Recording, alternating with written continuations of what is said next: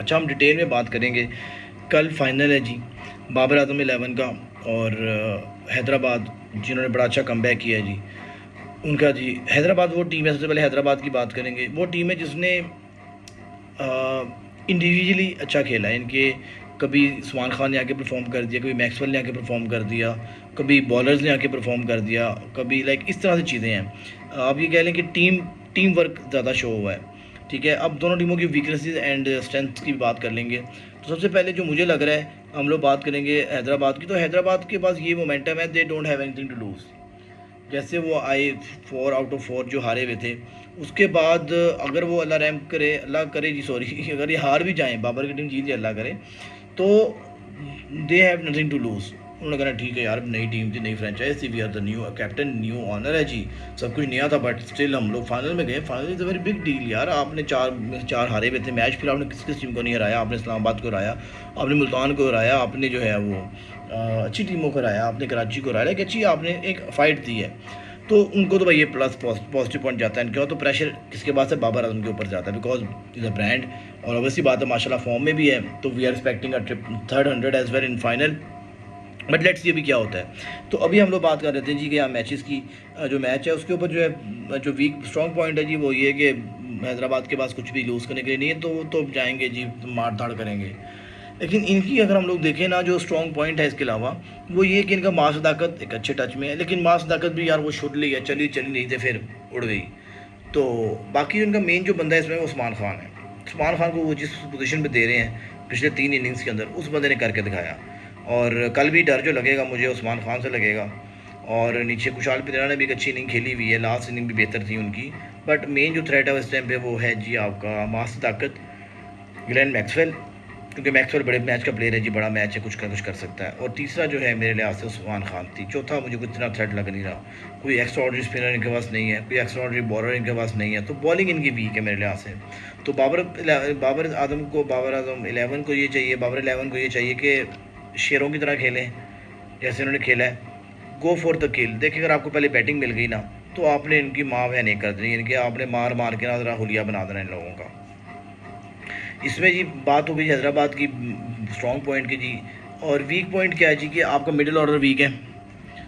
अगर यहाँ से मैक्सवेल और उस्मान खान आउट होते हैं तो फिर आपके पास कुछ भी नहीं रह जाता। और माइनस लेवल चने की एक आती है, इनिंग अच्छी आती है, बट इतनी फास्ट नहीं आ सकती, because he is not that type of player. तो वो भी एक टच प्लेयर है, टच प्लेयर का थोड़ा सा इशू तो आते हैं यार। तो उसके बाद जी आगे जाकर जो है बॉलिंग आपको जो है वो थोड़ी देखनी पड़ेगी अपनी। बॉलिंग के अंदर कोई ऐसा लड़का नहीं है जो कि एक्स्ट्रा ऑर्डिनरी परफॉर्मेंस दिखा सके, या फिर ऑन द गिवन डे कुछ भी हो सके, लेकिन जो है हालात मैं आपको बता रहा हूँ, स्टैट्स के ऊपर बात कर रहा हूँ। तो बॉलिंग जो है वो ज़ल्मी की बेहतर है as compare to Hyderabad. Batting की बात करें, बैटिंग भी बेहतर है। अब बात हो गई यहाँ पर जी कि बाबर आजम को क्या करना चाहिए, वही पहले बैटिंग करे और 200 प्लस का टारगेट दे, and then go for the kill. क्योंकि यहाँ पे लाहौर है, लाहौर में छेद हो जाता है, जैसे लास्ट ईयर भी हुआ था।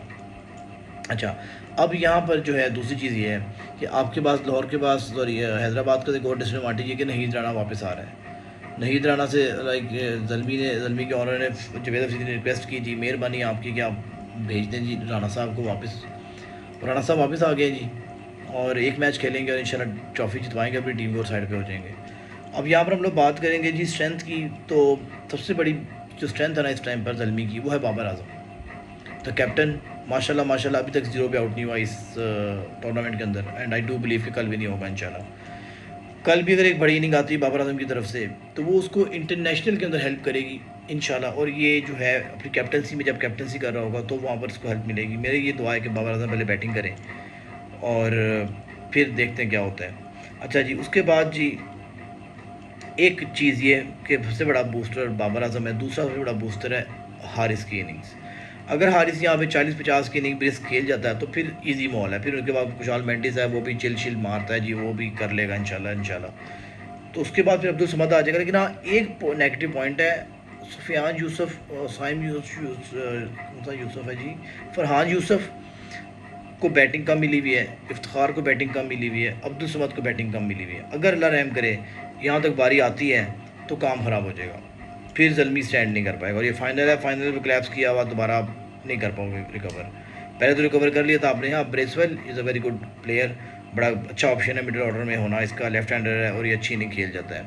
लेकिन आपको जो है पहले 3 को यहाँ पे जो है वो कल इंशाल्लाह एक अच्छी इनिंग्स खेलनी पड़ेगी। तीनों में से किसी एक को तो बड़ा स्कोर करना पड़ेगा। उसके बाद जी बॉलिंग इनके पास सुफियान मुकीम है जी, ये पॉजिटिव पॉइंट है इनके पास। नहीद राना वापस आ गया, ये पॉजिटिव पॉइंट है। तीसरा इनका पॉजिटिव पॉइंट ये है जी, अब्दुल बासित भी अच्छी फॉर्म में लड़का। देखो उन्होंने शाहनवाज धानी को बिठाया, शाहनवाज धानी के ऊपर उन्होंने इसको प्रेफर किया और ही डिड उन्होंने परफॉर्म किया, उसको दिखाया है कि भाई एक यंगस्टर जो है वो क्यों जो है उन्होंने राइट डिसीजन था जी शाहनवाज धानी के ऊपर जो है इसको प्रमोट करने का। अब ये है कि नहीद राना को कहाँ पर खिलाना है, तो मेरे लिहाज से खुरम शहजाद की जगह के ऊपर आपको नहीद राना को खिलाना है। और नहीद राना से एक बात करनी है, गो फॉर द किल। बहुत अच्छा किया आपने, न्यूजीलैंड की सीरीज़ में भी अच्छा किया आपने। अब आपने गो फॉर द किल करना है, अब आपने माफ़ी किसी को नहीं देनी। फाइनल मैच है, जो होता है आपने करके दिखाना है। एक ही मैच है, जान मार दें, ट्रॉफी जितवा दें, बड़ी मेहरबानी होगी आपकी। पूरा साल आपका मशहूर रहेंगे।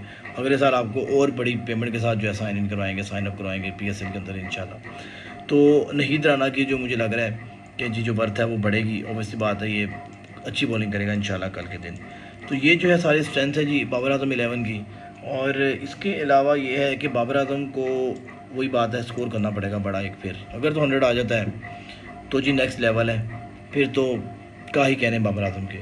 अभी जो है वो 588 रन हैं जी बाबर आजम के। उसके बाद कुशाल मेंडिस है, उसके बाद बहुत दूर उस्मान खान है, उसके बाद फिर जो है वो स्टीव स्मिथ और आपका अल्लाह भला करे जी साहब ज़ाफ़रान है जी।